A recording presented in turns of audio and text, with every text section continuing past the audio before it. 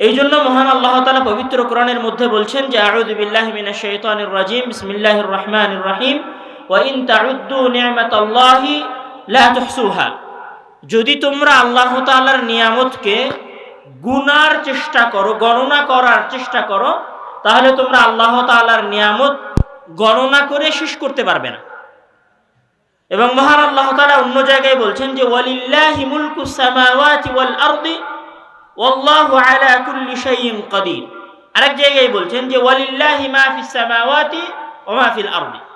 আসমান এবং জমিনের মাঝে যা কিছু আছে, মানে আমি আপনি আমাদের চোখের সীমায় যা দেখতে পাচ্ছি, বিজ্ঞান যা দেখতে পেয়েছে মহাকাশে আর যা দেখতে পাইনি, আর আমরা এই জমিনের নিচে যতটুকু জানতে পেরেছি 12,000 কিলোমিটার পর্যন্ত, আর তার নিচে আমরা যতটুকু জানতে পারিনি, তার সব কিছুর একচ্ছত্র মালিকানা হচ্ছে আল্লাহ তাআলা।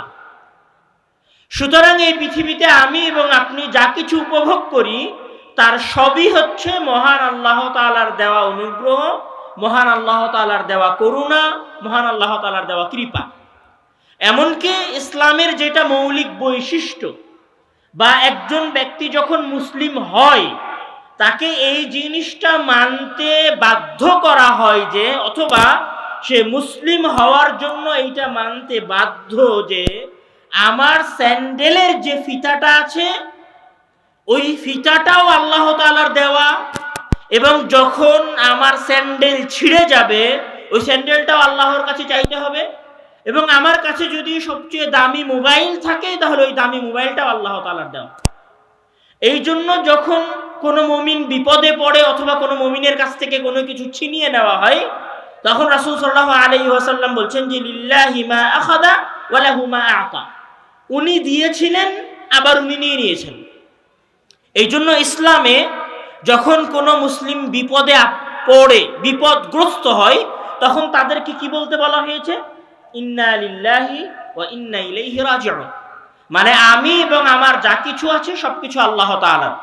অর্থাৎ আমরা যে দুনিয়ায় বসবাস করছি, যা কিছু খাচ্ছি, যা উপভোগ করছি, সেইটা যদি আমার নিজের উপার্জন করাও হয়, মানে একজন কৃষক যদি সকালে বাসা থেকে বের হয়ে সন্ধ্যা পর্যন্ত মাঠে কাজ করে, আর ওই কাজ করার পরে যদি 1000 টাকা উপার্জন করে, তাও তাকে বিশ্বাস করতে হবে যে 1000 টাকা কার দেওয়া? আল্লাহ তাআলার দেওয়া। আচ্ছা, এতটুকু আমরা নিশ্চিত হলাম যে মহান আল্লাহ তাআলার নিয়ামত আমরা উপভোগ করছি। পরের কথায় আসি যে আল্লাহ তাআলা এই নিয়ামতগুলোকে উপভোগ করার জন্য, এই জমিন এবং আসমানের মাঝে যা কিছু উনি দিয়েছেন সেগুলোকে উপভোগ করার জন্য উনি আমাদেরকে কি দিয়েছেন? জীবন দিয়েছেন। মানে যদি আমার এবং আপনার জীবন না থাকতো তাহলে আমরা এই দুনিয়াকে উপভোগ করতে পারতাম না। আমি একটা সহজ উদাহরণ দেখাই। আপনাদের এলাকার একজন সুস্থ মানুষ, 50 বছর বয়স্ক একজন মানুষ, উনি মারা গেছেন। ওনার হাত ভাঙে নাই, ওনার পা ভাঙেনি, ওনার শরীরের অন্য কোনো ক্ষতি হয়নি। ওনার হাত ওনার হাতের জায়গায় আছে, ওনার পা ওনার পায়ের জায়গায় আছে, ওনার মুখ ওনার মুখের জায়গায় আছে।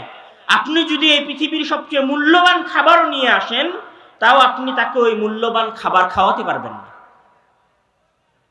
কেননা ওই নিয়ামত উপভোগ করার জন্য তাকে যে জীবনটা দেওয়া হয়েছিল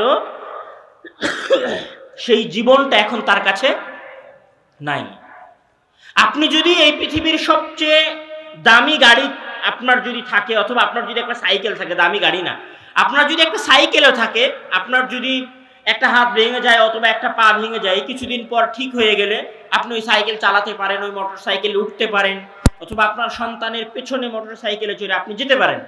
কিন্তু আপনার যে জীবন আছে এই জীবনটা যদি শেষ হয়ে যায়, আর আপনার বাড়ির উঠানে যদি মোটর সাইকেল থাকে, তাহলে আপনি আপনার ঘর থেকে বের হয়ে, আপনার জীবন শেষ হয়ে যাওয়ার পরে ঘর থেকে বের হয়ে এই মোটর সাইকেলে উঠতে পারবেন না।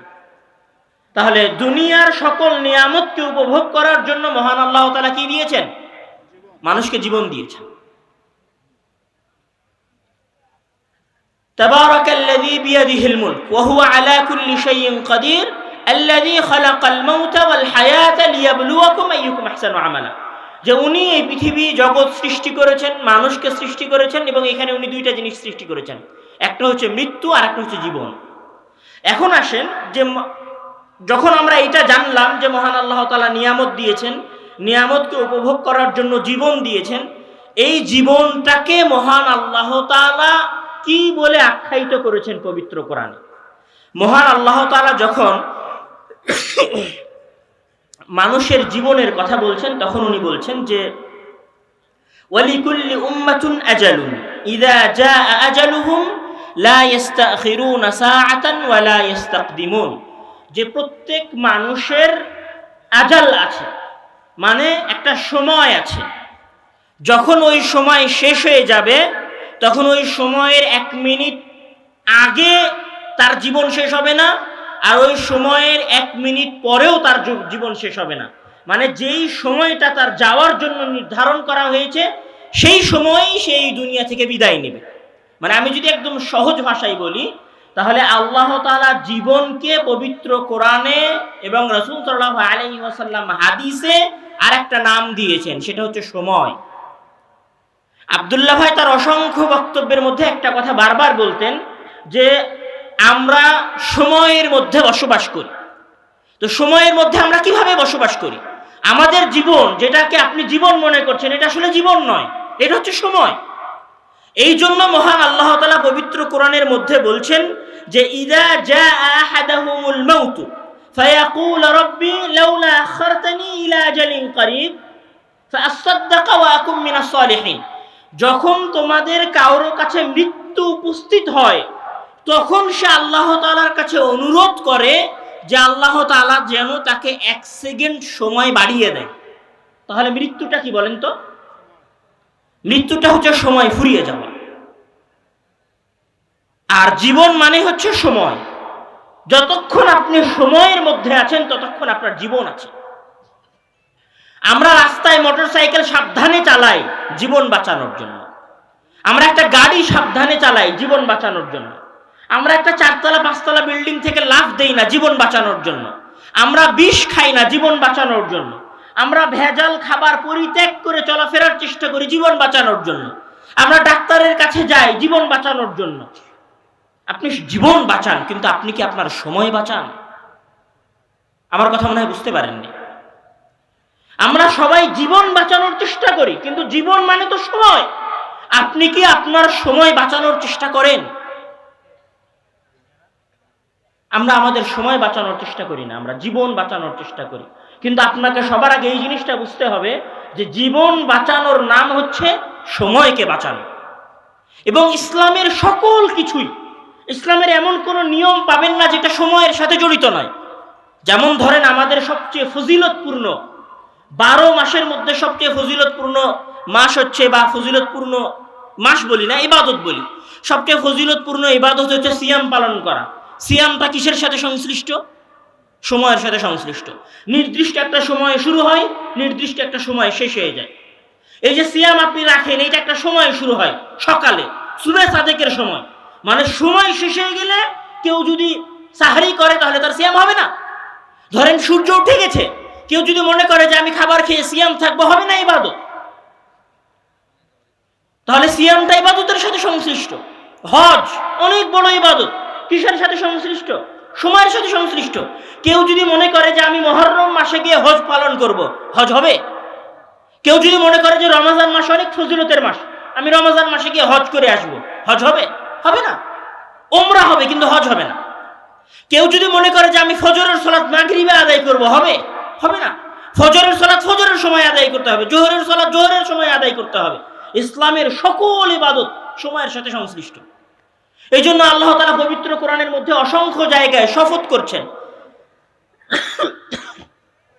উনি বলছেন যে ওয়াল ফাজরি ওয়া লায়ালিন আশরি, উনি বলছেন ওয়াদ-দুহা, উনি কি বলছেন ওয়াল আসর। মানে উনি এই পৃথিবীতে অনেক গুরুত্বপূর্ণ বিষয়বস্তুর কসম খেয়েছেন, শপথ করেছেন। তার মধ্যে উনি কিসের শপথ সবচেয়ে বেশি করেছেন? সময়। আমরা যদি সংক্ষিপ্ত করতে চাই কথা, তাহলে আমাদের কথা এটা দাঁড়াবে যে ইসলামের দৃষ্টিতে একজন মানুষের জীবনে সবচেয়ে মূল্যবান জিনিস হচ্ছে সময়, কেন সময় মানেই জীবন। এই জন্য মহান আল্লাহ তাআলা যখন পবিত্র কোরআনের মধ্যে সময়ের কথা বলছেন তখন উনি বলছেন যে ওয়াল আসরি ইন্নাল ইনসানা লাফি খুসরিন, সময়ের ব্যাপারে সকল মানুষ ক্ষতির মধ্যে নিমজ্জিত। মানে কোনো একজন মানুষ যদি দুনিয়াতে সময়কে কাজে লাগায়, সে যদি মুসলিম নাও হয় তাও সে দুনিয়ায় ক্ষতিগ্রস্ত হবে না, লাভবান হবে। আর কোনো একজন মানুষ যদি সময়কে কাজে না লাগায় তাহলে তার জন্য দুনিয়াতেও ক্ষতি, আখেরাতেও ক্ষতি। তাহলে সময়কে কাজে লাগাতে হবে। সময় অনেক গুরুত্ববান এবং অনেক গুরুত্বপূর্ণ জিনিস। এই জন্য এখন আসি পরের কথায়। সময় যেহেতু আমাদের কাছে অনেক গুরুত্বপূর্ণ, ইসলামের দৃষ্টিতে, আমাদের মুসলিমদের কাছে গুরুত্বপূর্ণ হোক বা না হোক, ইসলামের দৃষ্টিতে সময় অনেক গুরুত্বপূর্ণ। সময় যেহেতু আমাদের কাছে অনেক গুরুত্বপূর্ণ, সুতরাং কেউ যদি আপনাকে কন্ট্রোল করতে চায়, আপনাকে নিয়ন্ত্রণ করতে চায়, তাহলে সবার আগে আপনার কোন জিনিসটাকে নিয়ন্ত্রণ করতে হবে? আপনার সময়কে নিয়ন্ত্রণ করতে হবে। আপনি মনে হয় আমার কথা বুঝতে পারছেন না। মানে আপনার জীবনের বা আল্লাহ তাআলা আপনাকে যা কিছু দিয়েছেন, এই সব কিছুর মধ্যে সবচেয়ে গুরুত্বপূর্ণ যদি সময় হয়, মানে আমরা বললাম যে মহান আল্লাহ তাআলা মানুষকে নিয়ামত দিয়েছেন, নিয়ামতকে উপভোগ করার জন্য জীবন দিয়েছেন, আর জীবনের অপর নাম হচ্ছে সময়। তাহলে একজন মুসলিমের জীবনে সবচেয়ে গুরুত্বপূর্ণ জিনিস হচ্ছে সময়। তাহলে একজন মুসলিমকে যদি কেউ নিয়ন্ত্রণ করতে চায়, তাহলে সবার আগে তার কোন জিনিসটাকে নিয়ন্ত্রণ করতে হবে? সময়কে নিয়ন্ত্রণ করতে হবে। এই জন্য সারা পৃথিবী জুড়ে এবং সারা পৃথিবীর অমুসলিমেরা মুসলমানদের সময়কে নিয়ন্ত্রণ করার চেষ্টা করছে। আমরা অতদূর পর্যন্ত যাব যে কিভাবে তারা আমাদের সময়কে নিয়ন্ত্রণ করার চেষ্টা করছে। এতটুকু বোঝেন যে সময় সবচেয়ে গুরুত্বপূর্ণ, এই জন্য তারা সময়ের নিয়ন্ত্রণ করতে চেয়েছে। সময়ের নিয়ন্ত্রণ কিভাবে শুরু হয়েছে? সময়ের নিয়ন্ত্রণ শুরু হয়েছে সময়ের পরিচয় নির্ধারণ করার মাধ্যমে।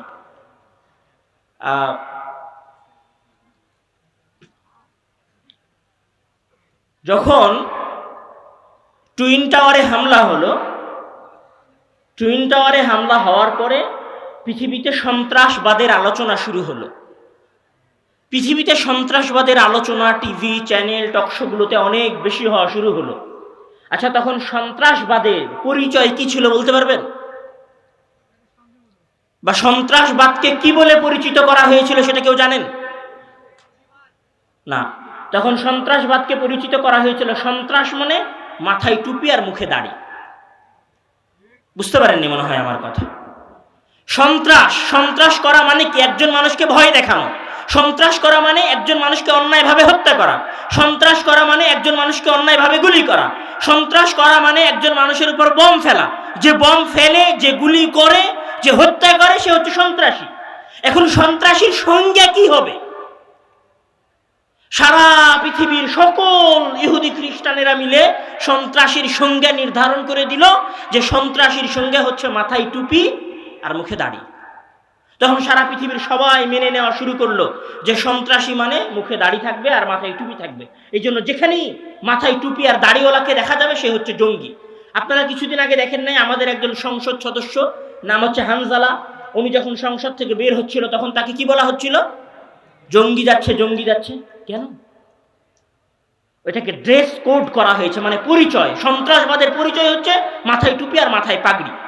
মাথায় পাগড়ি অথবা টুপি এবং মুখে দাঁড়িয়ে পরিচিত করা হয়েছে এই জিনিস দিয়ে। আর একটা পয়েন্টে আসি, আপনাদের এই স্কুলে কলেজেই যদি আগামীকাল অনুষ্ঠান হয় 16ই ডিসেম্বরের অথবা স্বাধীনতা দিবসের, তাহলে সেই দিবসে যদি রাজাকার কাউকে বানানো হয়, তাহলে সেই রাজাকারের মাথায় কি থাকবে বলেন তো? টুপি থাকবে।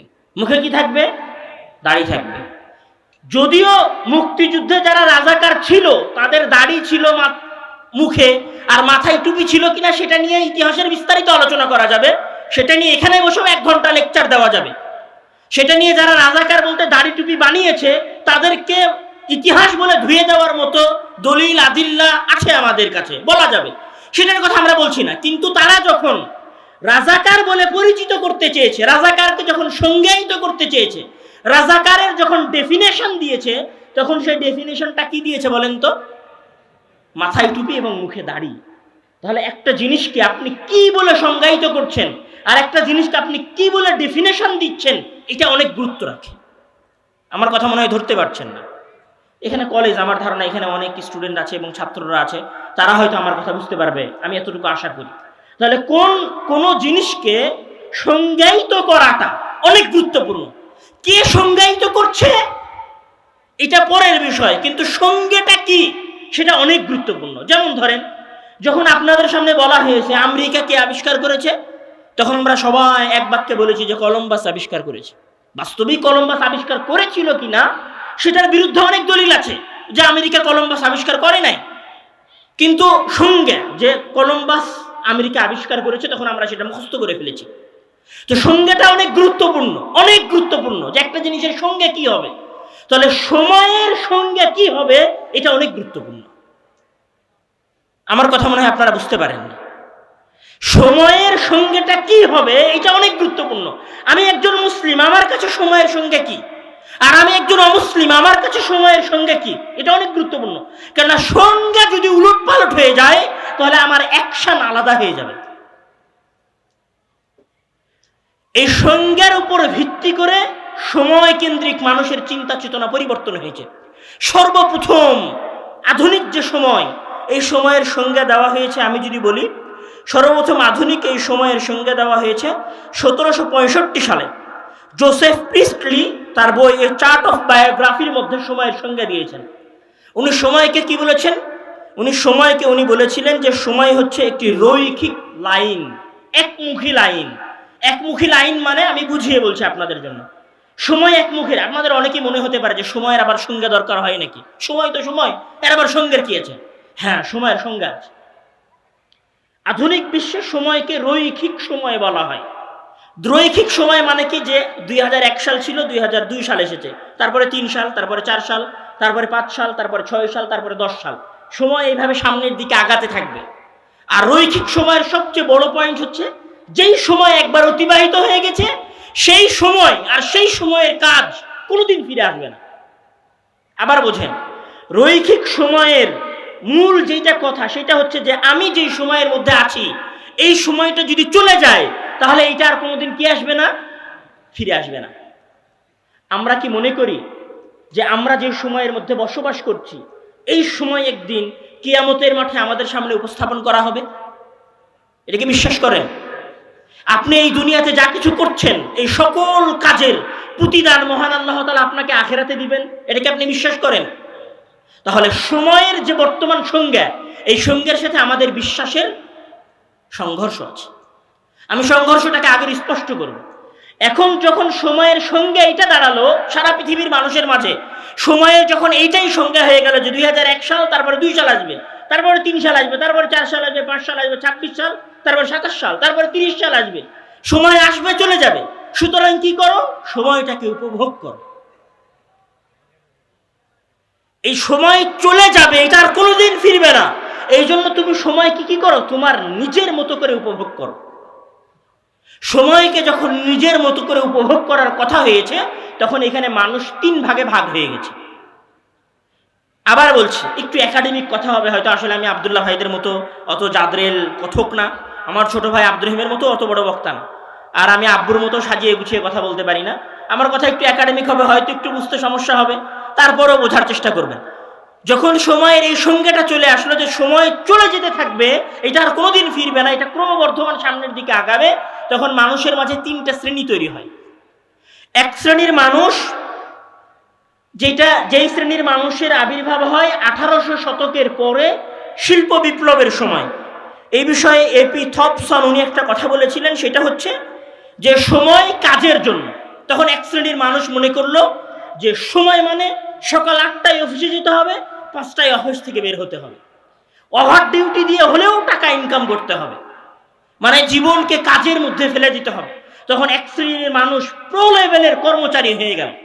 এরা কিচ্ছু বোঝে না, এরা শুধু অফিস বোঝে, এরা পরিবার বোঝে না, সন্তান সন্ততি। আপনি দেখবেন এরকম মানুষ আছে ঈদের আগের দিন সন্ধ্যা পর্যন্ত কাজ করতেছে, কেন? ওভার ডিউটি করলে সে টাকা পাবে।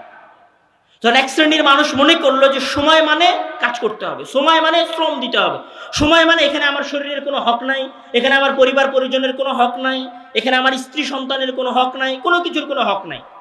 কিন্তু ইসলাম কি বলছে? যে ওয়ালি জাসাদিকা আলাইকা হাক্কুন, ওয়ালি আহলিকা আলাইকা হাক্কুন, ওয়ালি আইনিকা আলাইকা হাক্কুন, মানে আপনার চোখের আপনার উপর হক আছে, আপনার শরীরের আপনার উপর হক আছে, মানে আপনার শরীর আপনার উপর অধিকার রাখে যে আপনি শরীরকে অতিরিক্ত খাটাতে পারবেন না, আপনি আপনার চোখকে অতিরিক্ত খাটাতে পারবেন না। কিন্তু আধুনিক বিশ্ব কি বলল? আরে এটা হচ্ছে কাজের সময়, কাজ করো। কেন বলল? আপনি যখন কাজ করবেন, ধরেন আপনি 5,000 টাকা উপার্জন করতেন, আগামী মাসে 20,000 টাকা উপার্জন করবেন, ওই 20,000 টাকা কোথায় গিয়ে খরচ করবেন? ওই 20,000 টাকা ওখানেই খরচ করবেন যার কোম্পানিতে আপনি কাজ করছিলেন। বুঝতে পারেননি মনে হয় কথা। ধরেন আপনি যদি এতদিন পর্যন্ত 5,000 টাকা ইনকাম করছিলেন, আপনার কাছে ফোন ছিল 10,000 টাকার, আপনি যখন 20,000 টাকা ইনকাম করা শুরু করলেন তখন আপনার ফোনটা হয়ে গেল 15,000 টাকার। তো ওই যে 20,000 টাকা অতিরিক্ত সময় দিয়ে আপনি ইনকাম করলেন, তারপরে যে টাকাটা কামালেন ওই টাকাটা আবার কার পকেটে চলে গেল? যে আপনাকে বলছিল যে ওভার টাইম করো তাহলে বেশি টাকা পাবা, তার পকেটে চলে গেল। ধরেন আপনি ঢাকা শহরের বড় গার্মেন্টসে চাকরি করেন, ওভার টাইম আপনি দিয়েছেন 8 ঘন্টার জায়গায় 16 ঘন্টা। 16 ঘন্টা ডিউটি দেওয়ার পরে আপনি কোথায় গেছেন? শোরুমে গেছেন কাপড় কিনতে, আপনার স্ত্রী, আপনার সন্তান, আপনার বাবা মা, আপনার ভাই বোনের ওই কাপড় কেনার টাকাটা কোথায় চলে গেছে? ঘুরে ফিরে আপনার মালিকের কাছে, আপনার কোম্পানিতে। মানে আপনাকে যত বেশি খাটানো যাবে আধুনিক বিশ্ব বা আধুনিক বিশ্বের মালিকেরা তত বেশি ধন সম্পদশালী হবে। বুঝতে পারেননি মনে হয় কথা। মানে আপনি যত বেশি আপনাকে ধ্বংস করবেন, আর আপনি যত বেশি আপনাকে ধ্বংস করে আপনি যদি 8 ঘন্টার জায়গায় 16 ঘন্টা ডিউটি দেন, আপনার মনে হবে 16 ঘন্টা ডিউটি দিয়ে টাকা আমার পকেটে ঢুকছে না, টাকা আপনার পকেটে এই দিক দিয়ে ঢুকছে আর এই দিক দিয়ে বের হয়ে যাচ্ছে। আপনি বুঝতে পারছেন না? তাহলে এক শ্রেণীর মানুষ হয়ে গেল যারা চরম লেভেলের অফিস কেন্দ্রিক, সময় কেন্দ্রিক হয়ে গেল। আর এক শ্রেণীর মানুষ কি করলো? যারা মনে করলো যে সময় মানেই টাকা, মানে সময়ের প্রতি সেকেন্ডে প্রতি মিনিটে টাকা উপার্জন করতে হবে। মানে প্রতি সেকেন্ড বললে ভুল হবে, প্রতি ন্যানো সেকেন্ডে, মানে সেকেন্ডের চাইতে ছোট সময়, সেকেন্ডের চাইতেও ছোট সময়ে টাকা ইনকাম করতে হবে। এই জন্য তাদের কাছে সময়ের সংজ্ঞা কি? সময়ের সংজ্ঞা হচ্ছে মানি। সময় মানেই মানি। সময়ের এই সংজ্ঞা সর্বপ্রথম কে দিয়েছিলেন? 1748 সালে বেঞ্জামিন ফ্র্যাঙ্কলিন। উনি advice to a young tradesman, এই বক্তব্যের মধ্যে উনি সর্বপ্রথম এই কথা উচ্চারণ করেছিলেন যে remember the time is money, তোমরা এটা স্মরণ করে রাখো, সময় মানে টাকা। তখন আর এক শ্রেণীর মানুষ, মানে আমাদের সমাজের দ্বারা ধনুকবেদ ইলন মাস্কের মতো ব্যক্তিরা, আরো তার মতো যারা বড় বড় ব্যবসায়ী আছে, এরা মনে করলো কি জীবন মানে যতক্ষণ বেঁচে আছি হাজার হাজার কোটি টাকা উপার্জন করতে হবে।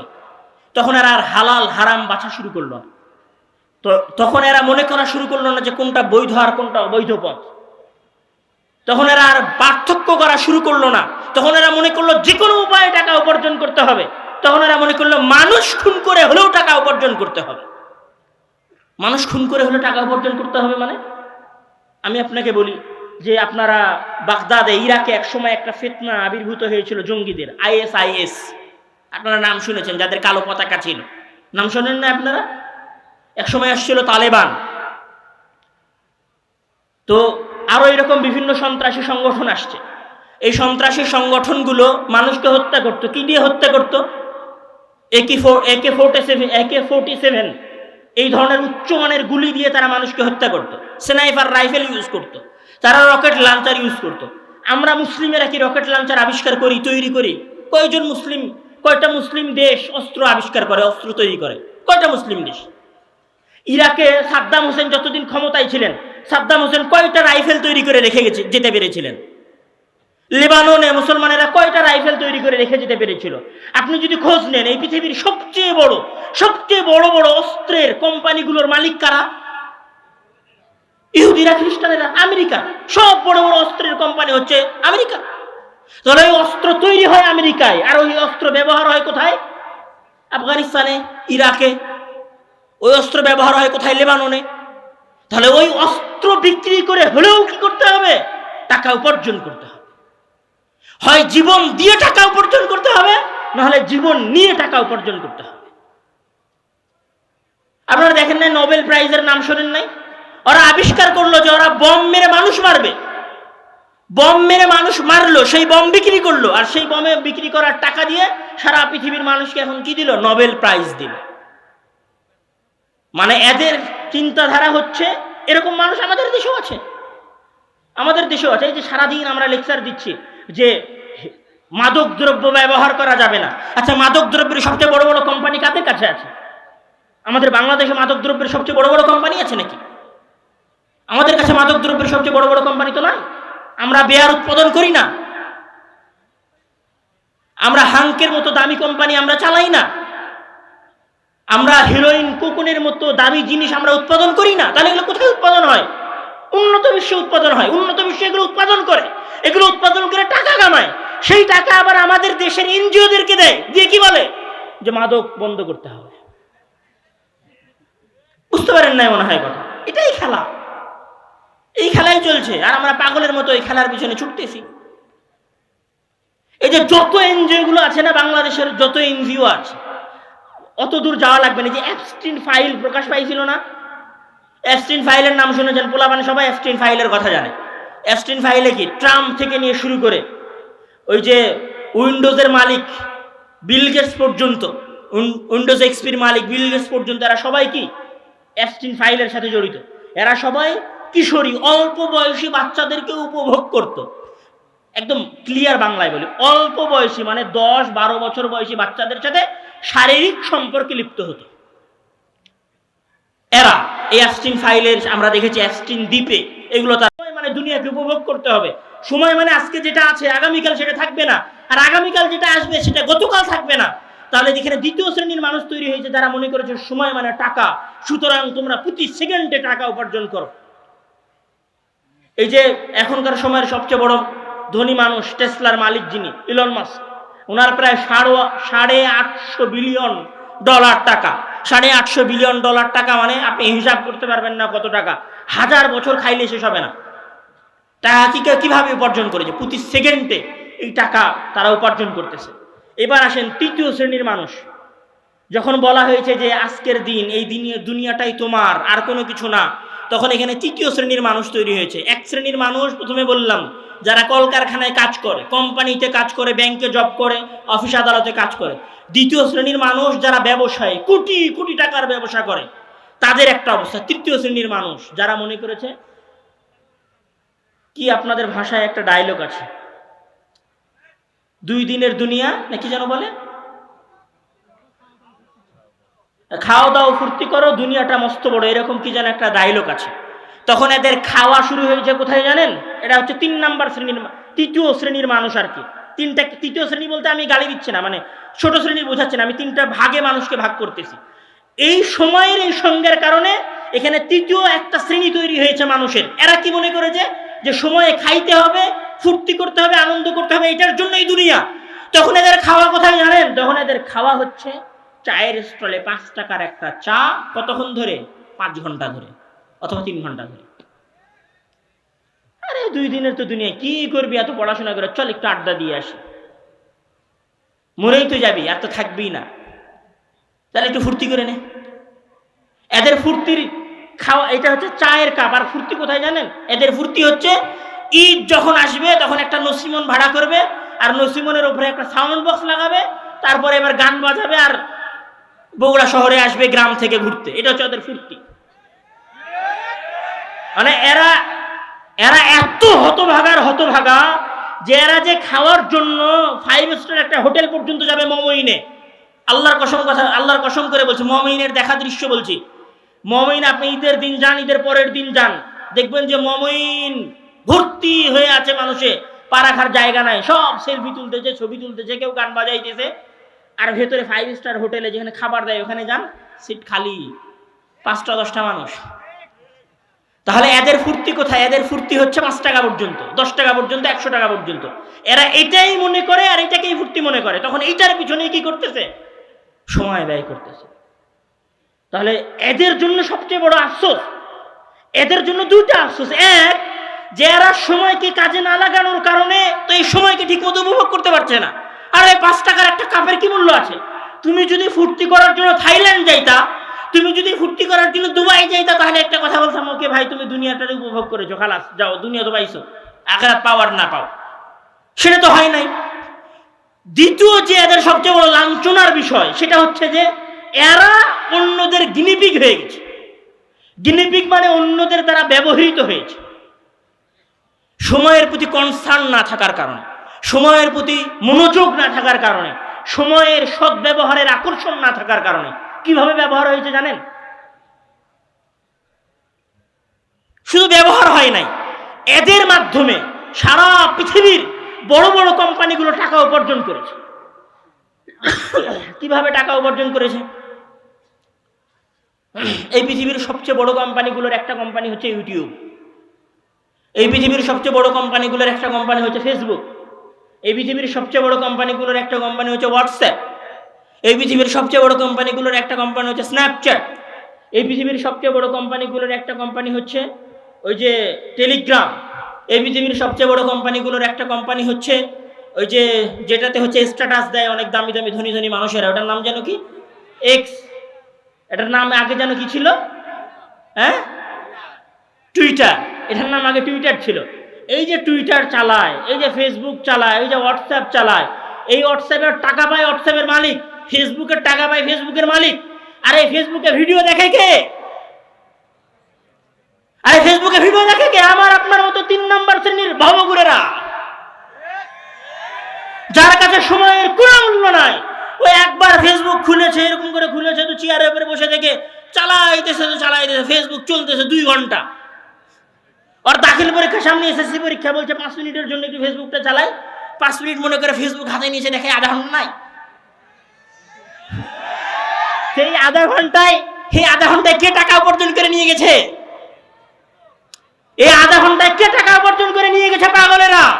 ডোন্ট মাইন্ড, পাগল বলছে আপনাদেরকে। আপনারা পাগল,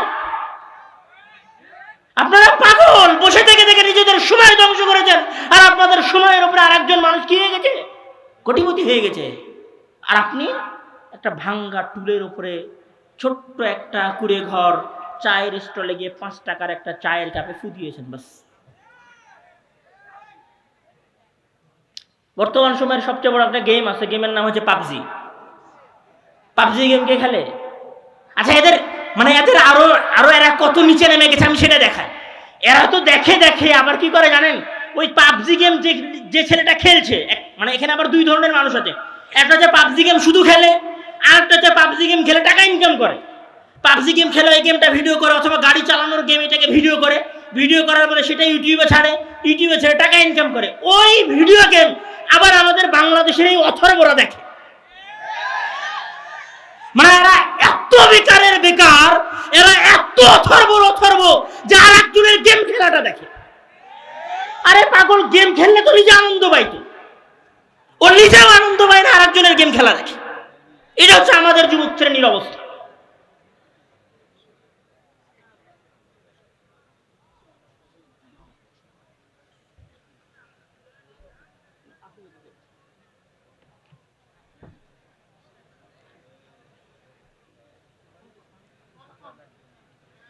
এইটা হচ্ছে আমাদের যুবক শ্রেণীর অবস্থা। এই জন্য এখানে কি হয়েছে জানেন? আচ্ছা, আপনি যে ইউটিউব আছে না, ইউটিউবে এখন ব্লগার আবিষ্কার হয়েছে। ব্লগার কি?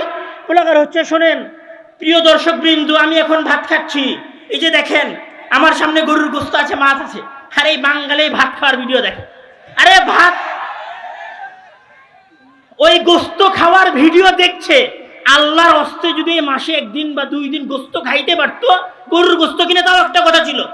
ওই বগুড়া অঞ্চলের সবচেয়ে গরিব ঘরের সন্তান, ওর বাপ সপ্তাহে 1 দিন গোস্ত কিনে খাওয়ার সক্ষমতা রাখে না। আর ওই পাগল কি করে? আর গোস্ত খাওয়ার ভিডিও দেখে বসে বসে। ও জানিস আজকে না অমুক ব্লগার, ওর নাম হচ্ছে অমুক, আজকে দুবাই ঘুরতে গেছিল, দেখ দেখ দুবাই কত সুন্দর।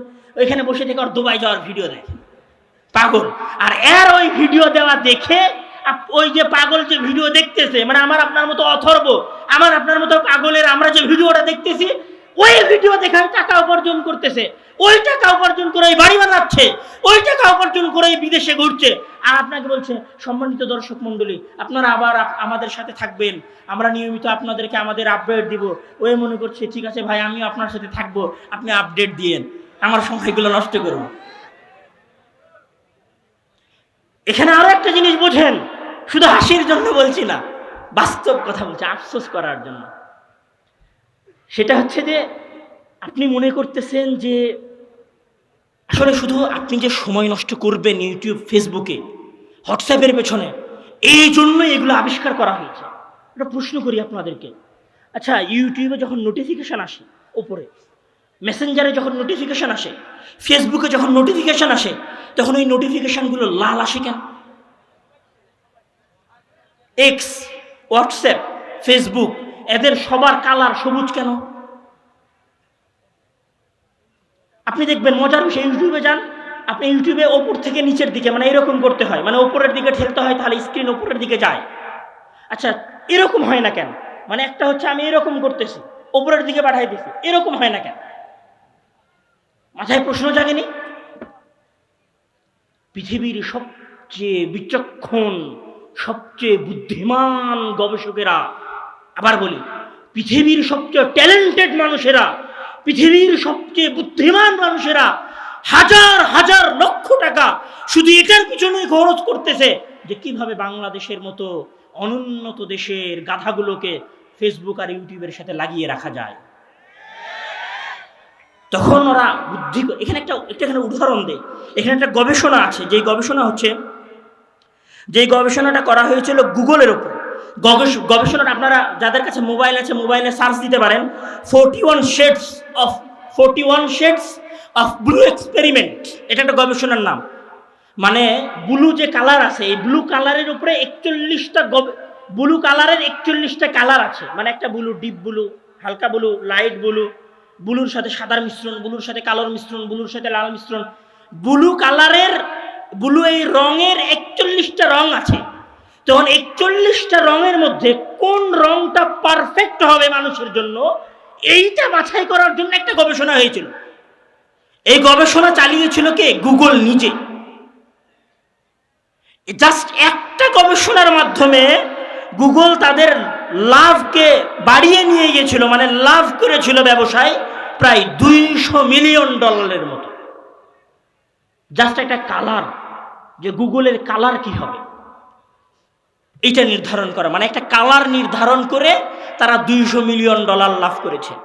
মানে আপনি যে ফেসবুকটা চালাচ্ছেন, ফেসবুকের যে কালার, ফেসবুকের যে স্ক্রলিং সিস্টেম, এটা দুনিয়াতে এমনি এমনি আসে নাই, এটা গবেষণা করে এসেছে শুধু আপনার সময় ধ্বংস করার জন্য, আপনার সময়কে নষ্ট করার জন্য। আর আমরা পাগলের মতো ফেসবুক, ইউটিউব আর হোয়াটসঅ্যাপের পেছনে সময় নষ্ট করতেছি। আমি আমার কথা দীর্ঘ করব না, আমার কথা আরও অনেক কিছু বলার ছিল, শুধু এখানে আমি কয়েকটা কথা বলে চলে যাই। যে আসলে আরেকটা মজার বিষয় বলি, ফেসবুক এবং ইউটিউবের, আপনাদের অনেকের এরকম হয় না যে আপনি কারোর সাথে একটা বিষয় নিয়ে কথা বলছিলেন, ধরে আপনি বলছিলেন যে বাসায় আপনি একটা খাট কিনবেন, নতুন চৌকি, তো আপনি কিছুক্ষণ পরে ফেসবুকে ঢুকে দেখেন যে শুধু ফার্নিচারের ভিডিও আসতেছে। হয় না এরকম? কেন হয়? এইটার উপরে নেটফ্লিক্স আছে, আপনাদের হয়তো অনেকের বাসায় নেটফ্লিক্স আছে। নেটফ্লিক্স একটা ডকুমেন্টারি আছে, ডকুমেন্টারির নাম হচ্ছে দ্য সোশ্যাল ডিলেমা। কোনো সময় গিয়ে ওই ডকুমেন্টারিটা দেখিয়ে, ওই দ্য সোশ্যাল ডিলেমা ডকুমেন্টারিতে সিলিকন ভ্যালির সাবেক প্রকৌশলী উনি একটা কথা বলেছিলেন যে ফেসবুক, ইউটিউব এই সিস্টেমগুলোর একটা অ্যালগোরিদম, এটা সুনির্দিষ্ট অ্যালগোরিদম আছে। এই অ্যালগোরিদমটা নির্ধারণ হয় কিসের ভিত্তিতে? গোয়েন্দাগিরির উপর ভিত্তি করে। মানে এই মোবাইল আমাদের কথা শোনে, আপনার কম্পিউটার আপনার কথা শোনে, সুতরাং আপনি যা বলেন, আপনার আকর্ষণ, আপনার আগ্রহ ওরা অনুসন্ধান করে। আপনার আকর্ষণ আর আপনার আগ্রহ অনুসন্ধান করার পরে ওই ধরনের ভিডিওগুলো খালি আপনার ইউটিউবে আসে। আপনি দেখবেন আপনার ইউটিউবে গানের ভিডিও আসতেছে, আলেম ওলামার ওয়াজ আসতেছে না, কম। বুঝতে হবে যে আপনি গান নিয়ে কোনো সময় সার্চ দিয়েছিলেন। এটা একটা বিশাল গোয়েন্দাগিরি আপনার ওপর হচ্ছে। আমার সব শেষের যেটা কথা, আরও অনেক কিছু কথা এখানে বলার ছিল, আমি বলছি না, প্রায় রাত 12টা বেজে গেছে। আপনাদের সাথে আজকের এই সংক্ষিপ্ত আলোচনার যেটা শেষ কথা, সেই শেষ কথা হচ্ছে এই মোবাইল, এই ইউটিউব, এই ফেসবুক, এই টেলিগ্রাম, এই টুইটার, এগুলোর আবিষ্কার করা হয়েছে শুধুমাত্র আপনার সময় ধ্বংস করার জন্য। ফেসবুকের মালিক ধনী তখনই হবে যখন আপনি ওইটাতে সময় দিবেন। আপনি যদি সময় নাই দেন, ফেসবুকে তো চলবে না। তাহলে ফেসবুকের ব্যবসায় হচ্ছে আপনার সময়ের উপরে, মানে আপনার সময়টা আরেকজনের কাছে পণ্য, সেটা সে বিক্রি করতেছে বাজারে, সেই বাজারে বিক্রি করার মাধ্যমে সে টাকা উপার্জন করতেছে। আপনি আরেকজনের কাছে ব্যবহার হচ্ছেন কোনো প্রকার ফায়দা ছাড়াই, আপনার নিজের কোনো উপকার ছাড়াই আরেকজন মানুষ আপনাকে ব্যবহার করছে।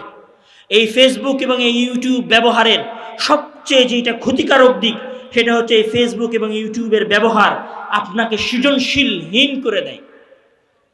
সৃজনশীলহীন মানে একজন মানুষ চিন্তা করার ক্ষমতা হারিয়ে ফেলে। আপনি মনে করবেন যে আমি হয়তো এমনি কথা বলতেছি। ডক্টর বেন শফটি উনি একটা গবেষণা করেছিলেন। ওই গবেষণা করে উনি বলেছিলেন যে মানুষের মধ্যে একটা সিস্টেম আছে যেটাকে বলা হয় default mode network. Default mode network মানে একজন মানুষ যখন সকল কাজ থেকে মুক্ত হয়ে যায়, তার কোনো কাজ থাকে না, মানে কোনো ধরনের টেনশন প্যারা থাকে না, একদম একটু রিল্যাক্স হয়, তখন ওই মানুষের সৃজনশীলতা তৈরি হয়। সৃজনশীলতা মানে সে নতুন কিছু ভাবতে পারে। এখন আমাদের কাছে তো আসলে মোবাইল থাকে। মোবাইল যখন পকেটের মধ্যে থাকে তখন মাথার মধ্যে করে, আচ্ছা কেউ মেসেজ দিল নাকি, আচ্ছা আমার গার্লফ্রেন্ড আমার মেসেজ দিল মনে হয়, দেখি একটু আওয়াজ করলো, আমার বন্ধু মনে হয় আমারে মেসেজ দিয়েছে। তো মাথা কি পায় না, রিল্যাক্স পায় না। ধরেন আপনি ঘুমাইছেন না, আমরা কিভাবে ঘুমাইতে যাই, লাস্ট মেসেজটা কার, দেখতে দেখতে দেখতে দেখতে যখন একদম চোখে ঘুম চলে এসেছে তখন মোবাইল রেখে দিয়েছে। তাহলে আপনার মাথা কি শান্তি পেয়েছে? আপনার মাথার ডিফল্ট মুড নেটওয়ার্কে যায়নি। ডিফল্ট মুড নেটওয়ার্ক মানে সহজ ভাষায় বলি এরোপ্লেন মুড চালু করা, এটাকে বলা হয় ডিফল্ট মুড নেটওয়ার্ক। আপনি যখন আপনার মাথায় এরোপ্লেন মুড চালু করতে পারবেন তখন আপনি সৃজনশীল হবেন। আর আমাদের অবস্থা হচ্ছে আমরা ঘুম যাই মোবাইল চালাতে চালাতে, আর ঘুম থেকে একটু চোখে খুলিনি, মোবাইলটা কই, মোবাইলটা সবার আগে কার মেসেজ, এটা হচ্ছে আমাদের অবস্থা। হ্যাঁ, এই অবস্থায় উন্নতি হবে না, এই অবস্থায় সমাজ পরিবর্তন হবে না, এই অবস্থায় বিপ্লব আসবে না, এই অবস্থায় আমরা এই সমাজকে কিছু দিতে পারবো না। আসেন আমরা সময়কে কাজে লাগাই। আসেন আমরা আমাদের সময়ের সৎ ব্যবহার করি। এই জন্য ইসলাম সময় কেন্দ্রিক যে আদর্শ নির্ধারণ করে দিয়েছে, ইসলাম সময়ের যে সংজ্ঞা দিয়েছে, সেই সংজ্ঞাটাই সবচেয়ে গুরুত্বপূর্ণ। ইসলামের সময়ের সংজ্ঞা কি? ইসলামের সময়ের সংজ্ঞা হচ্ছে লা ইয়াজুলু কাদামা আবদিন, কিয়ামতের দিন কোনো বান্দা এক পাও অগ্রসর হতে পারবে না যতক্ষণ পর্যন্ত না সে তার সময়ের হিসাব দিতে পারবে। তাহলে ইসলামের সময়ের সংজ্ঞা হচ্ছে সময় আল্লাহর নিয়ামত, এটাকে মেপে মেপে হিসাব করে করে খরচ করতে হবে। কোথায় খরচ করব সেটা ভেবে তারপরে এটাকে খরচ করতে হবে। না ভেবে না চিন্তা করে হুটহাট সময় খরচ করা ইসলামের বিধান নয়। ভেবে চিন্তে সময় খরচ করতে হবে, এটাই ইসলামের বিধান। এটার উপরে আমাদেরকে আমল করতে হবে। আমরা যদি সময়কে ইসলামের বিধান অনুযায়ী কাজে লাগাতে পারি তাহলে রাসূল সাল্লাল্লাহু আলাইহি ওয়াসাল্লাম এবং আল্লাহর ওই কথা আমাদের দ্বারা প্রতীয়মান হবে। রব্বানা আতিনা ফিদ দুনিয়া হাসানাতাও ওয়া ফিল আখিরাতি হাসানাহ। দুনিয়াও হাসিল হবে, আখিরাতও হাসিল হবে। দুনিয়াতে একটা সুন্দর জীবন হবে, কিছু টাকা পয়সা হবে, সুন্দর একটা ফ্যামিলি হবে, সময় নষ্ট হবে না, গাঞ্জাখোর মদখোর হব না, গেম খেলবো না, সময় নষ্ট করবো না, ভালো একটা রেজাল্ট হবে, মোটামুটি একটা চাকরি হবে। আর আখিরাতে সালাত আদায় করবো, সিয়াম পালন করবো, এই জন্য আখিরাতে জান্নাত পাবো। দুই কুল লাভ করা যেতে পারে শুধুমাত্র ইসলামী সময় ব্যবস্থার মাধ্যমে। আল্লাহ তাআলা আমাদের সময়কে কাজে লাগানোর তৌফিক দান করুক। আল্লাহুম্মা আমিন। ওয়া আখিরু দাওয়ানা আলহামদুলিল্লাহি রাব্বিল আলামিন। আসসালামু আলাইকুম ওয়া রাহমাতুল্লাহি ওয়া বারাকাতুহু।